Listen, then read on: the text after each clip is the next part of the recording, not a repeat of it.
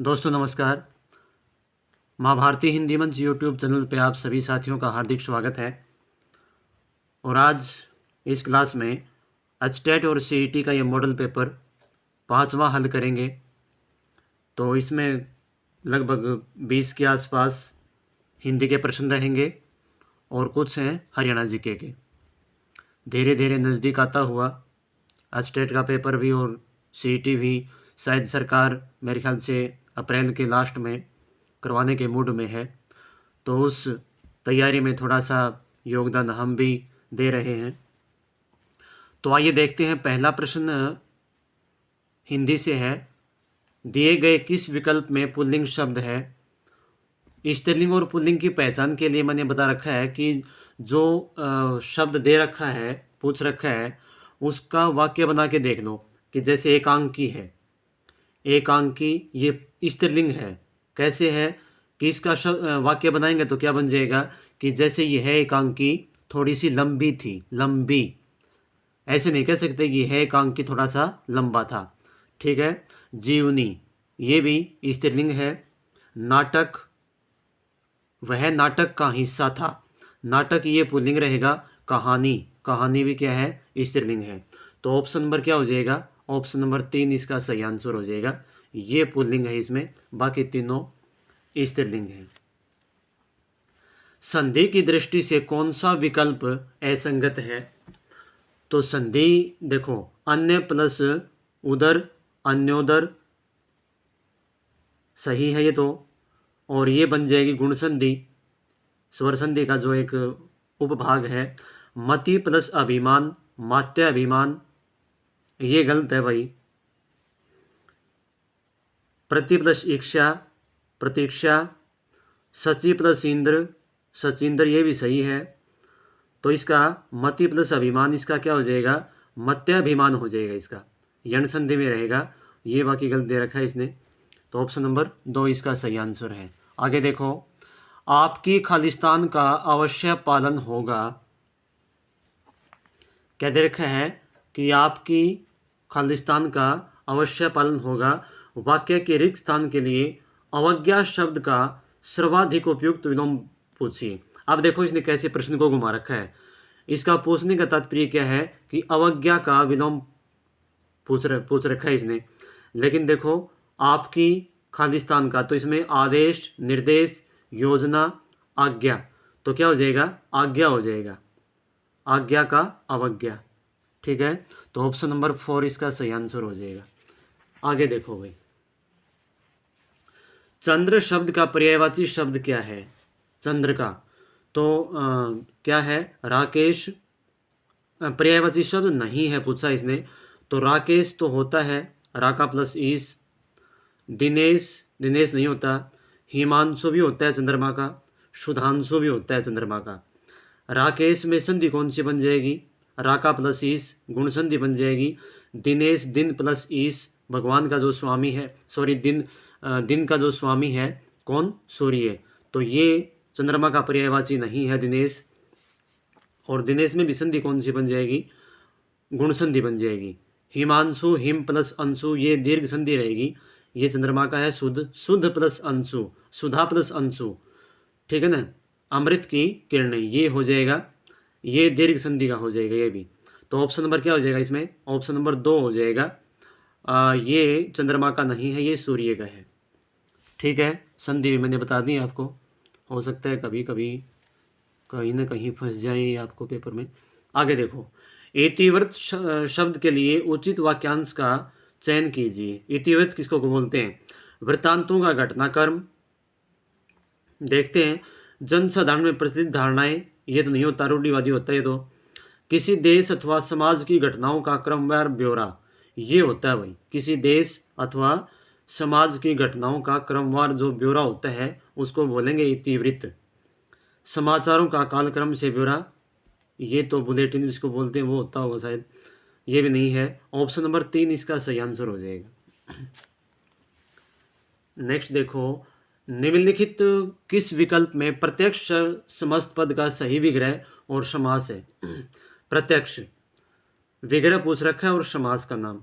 अक्षी है जिसके सामने द्विगु, बिल्कुल गलत है। इसने इसको बहुब्री समास बनाने का प्रयास किया लेकिन गलत है। अक्षी है जो प्रति कर्मधारय समास, गलत है।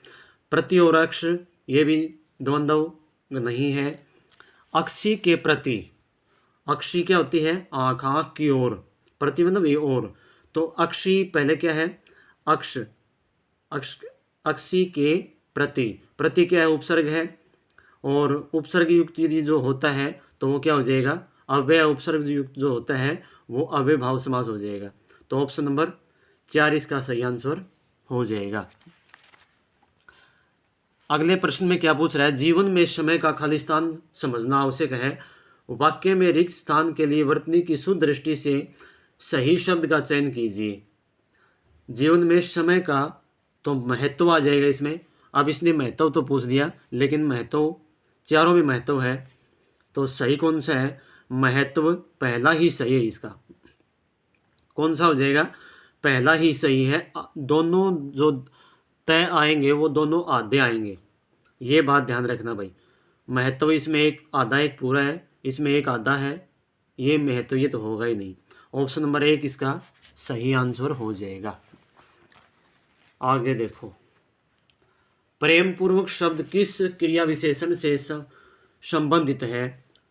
तो स्थानीय क्रिया विशेषण, संस्कृत क्रिया विशेषण, मूल क्रिया विशेषण और यौगिक क्रिया विशेषण। तो ये हो जाएगी आपकी यौगिक क्रिया विशेषण। प्रेम पूर्वक, कभी न कभी, कुछ न कुछ, ये सारे किसके उदाहरण हैं? यौगिक क्रिया विशेषण के उदाहरण हैं। आगे देखो, तो ऑप्शन नंबर 4 इसका सही आंसर हो जाएगा। नेक्स्ट क्वेश्चन में क्या पूछ रहा है हमसे? ये नेक्स्ट में पूछ रहा है कि जंगल में मोर नाचा किसने देखा? लोकोक्ति का उचित निहितार्थ क्या है? यानी कि इसका सही अर्थ पूछा इसने। जंगल में मोर नाचा किसने देखा? अपनी वस्तु को महत्व न देना, ये तो नहीं है। पास की वस्तु दिखाई न देना, ये भी नहीं है। जंगल में मोर को नाचते किसने नहीं देखा, ये भी नहीं है। गुण के प्रदर्शन के लिए उचित स्थान का चुनाव आवश्यक है, तो ये है। ये क्या कहना चाहता है कि मोर बहुत अच्छा नाचता है, लेकिन वहाँ जंगल में इसको यदि कोई देखता ही नहीं होगा तो उसका फिर नाचने का क्या फ़ायदा, भले कितना भी अच्छा वो नाचे। तो क्या कहता है कि गुण के प्रदर्शन के लिए एक जो सही जो स्थान है उसको चुनना आवश्यक होता है। तो ऑप्शन नंबर 4 इसका सही आंसर हो जाएगा। कौन सा शब्द तत्सम नहीं है? तत्सम नहीं है, ठीक है ना? तो देखो, यानी कि 3 तत्सम है, 1 नहीं है। लोक तत्सम है, इसका तद्भव हो जाएगा लोग। रात, ये तद्भव है भाई। रात क्या है? तद्भव है, और इसका तत्सम हो जाएगा रात्रि, ठीक है ना? रात्रि छोटी मात्रा वाला। दुग्ध तत्सम है, इसका तद्भव हो जाएगा दूध। हानि, ये भी तद्भव है, और इसका हो जाएगा क्षति। क्या हो जाएगा? क्षति। तो ऑप्शन नंबर इसका 2 सही आंसर है। ये तत्सम नहीं है, तद्भव है ये। आश्रित उपवाक्य कितने प्रकार के होते हैं? तो आश्रित उपवाक्य 4, 5, 2, 3। तो आश्रित उपवाक्य 3 प्रकार के होते हैं। कौन कौन से? संज्ञा आश्रित उपवाक्य, विशेषण आश्रित उपवाक्य और क्रिया विशेषण आश्रित उपवाक्य, ये 3 प्रकार के होते हैं। तो ऑप्शन नंबर इसका 4 सही आंसर हो जाएगा। अगला प्रश्न देखिए क्या है। विराम चिन्ह की दृष्टि से निम्नलिखित युग्मों में से अशुद्ध युग्म का चयन कीजिए। विराम चिन्ह से पूछ दिया प्रश्न इसने। माँ ने पुकारा, थोड़ा पानी दे दो। माँ ने पुकारा, ये तो सही है, थोड़ा पानी दे दो, लेकिन ये अवतरण उदाहरण चिन्ह नहीं आएंगे इसमें, योजक चिन्ह ये भी नहीं है। तो देखते आगे। इतना गहरा तालाब, ये आश्चर्यजनक बात है, तो विस्मयादिबोधक सही है। पहाड़ों पर बर्फ गिर रही है, पूर्ण विराम, बिल्कुल सही है। क्या यह बैल तुम्हारा ही है, प्रश्नवाचक, ये भी सही है। तो ऑप्शन नंबर ए सही आंसर हो जाएगा इसका, क्योंकि यही अशुद्ध है इसमें, ठीक है ना? यहाँ ये जो दे रखे है ना अवतरण उदाहरण चिन्ह, ये नहीं आएंगे, सिंपल आ जाएगा ये। नेक्स्ट क्वेश्चन देखो। बीती विभावरी जागरी, अंबर पनघट में डुबो रही, तारा घट उषा नागरी। अलंकार से प्रश्न पूछा गया है। तो व्यतिरेक अलंकार, यमक अलंकार, मानवीकरण, अन्योक्ति अलंकार। तो ये हो जाएगा मानवीकरण अलंकार आपका। क्या हो जाएगा? मानवीकरण। मानवीकरण कहाँ होता है? जहाँ जड़ प्रकृति की वस्तुओं में, जड़ प्रकृति की वस्तुओं में क्या होता है? मानवीय क्रियाओं और भावनाओं का उसमें समावेश कर दिया जाता है, तो क्या होता है? मानवीकरण अलंकार होता है वो। यमक अलंकार में एक शब्द के हाँ, यमक अलंकार में क्या होता है? यमक अलंकार में शब्द की आवर्ती होती है, लेकिन उसका हर बार अर्थ भिन्न होता है। अन्योक्ति में किसी बात को अन्य तरीके, दूसरे तरीके से घुमा फिरा के कहा जाता है। तो ऑप्शन नंबर 3 हो जाएगा इसका। दुर्दशा शब्द निर्मित है, तो किससे बना हुआ है? देखो, दुर उपसर्ग से, दो उपसर्ग से, दो उपसर्ग से, दुरुपसर्ग से।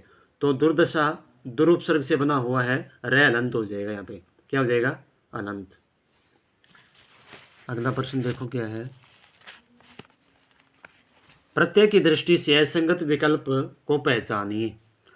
प्रत्यय की दृष्टि से चर प्लस अन, चरण, सही है। सुच प्लस आलू, सचालू, ये गलत है।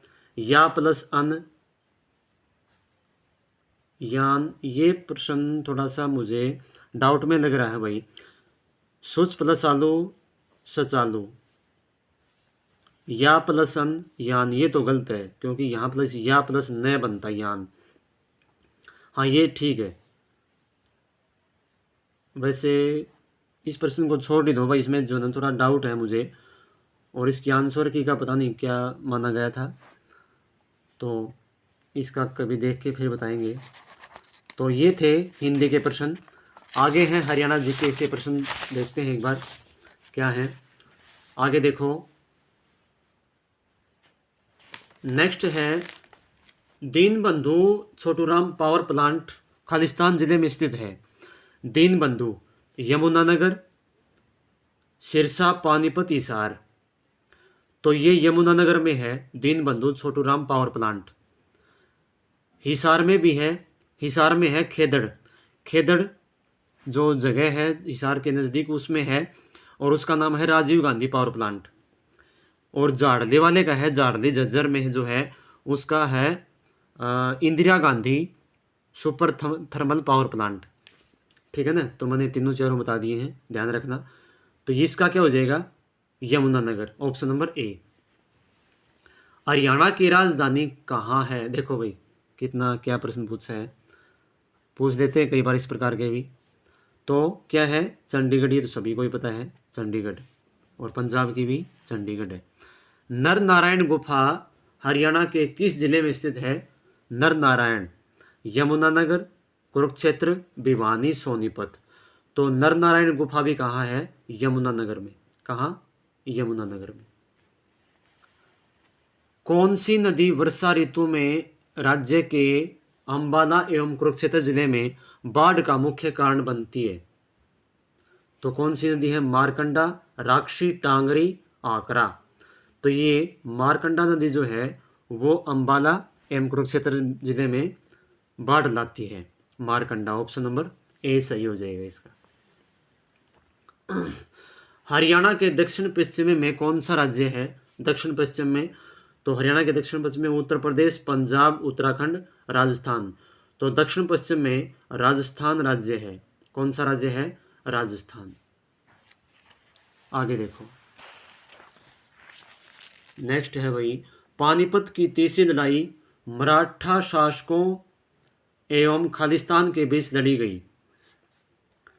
बाबर, एमो, मोहम्मद गोरी, अहमद शाह अब्दाली। तो पानीपत की तीसरी लड़ाई मराठों एवं अहमद शाह अब्दाली के बीच लड़ी गई थी, और ये लड़ी गई थी 1761 ईस्वी में पानीपत क्षेत्र में। 1761 ईस्वी में लड़ी गई थी।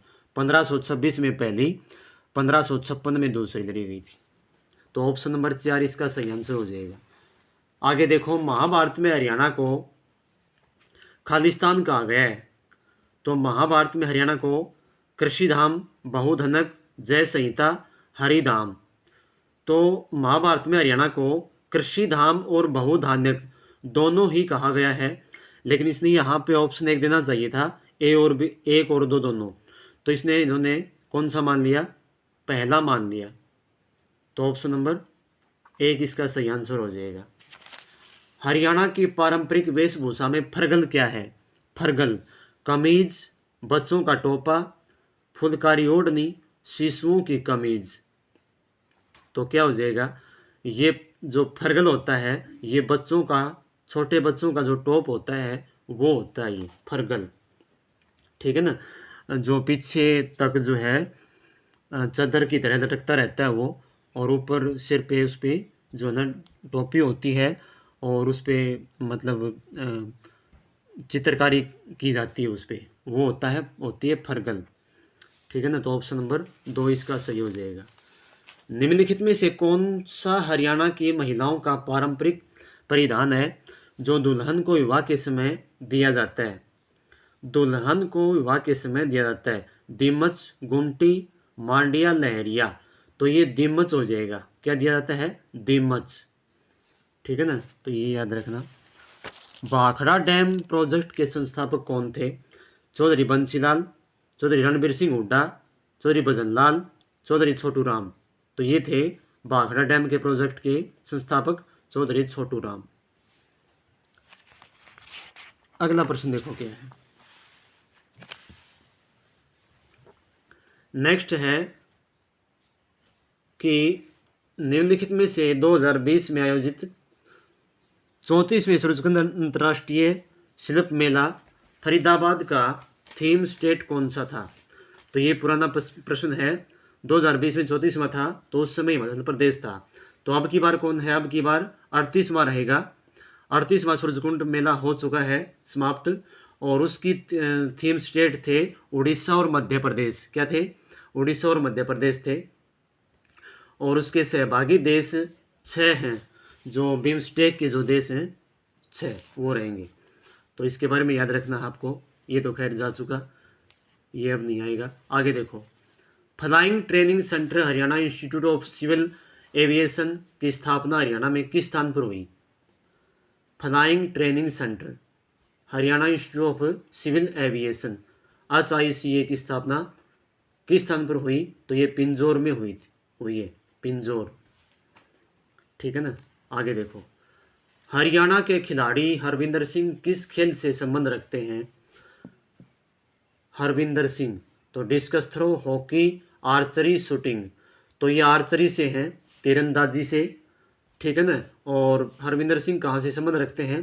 कैथल से संबंध रखते हैं, और ये पैरालंपिक के खिलाड़ी हैं, पैरालंपिक से संबंधित खिलाड़ी ही। आगे देखो, चिंकारा प्रजनन केंद्र हरियाणा में कहाँ स्थित है?